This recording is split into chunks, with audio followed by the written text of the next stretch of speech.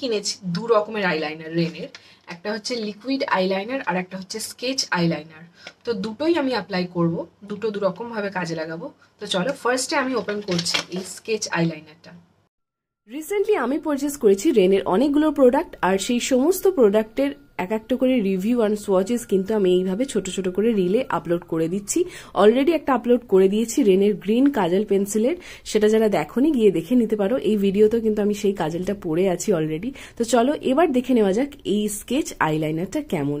আমার মনে হচ্ছে এটা একটু বেশি ব্ল্যাক হলে হয়তো বেশি ভালো লাগতো। এটা কিন্তু পুরোপুরি ওয়াটারপ্রুফ। স্কেচ আইলাইনার মেনলি কাজে লাগে হচ্ছে উইং ক্রিয়েট করার জন্য।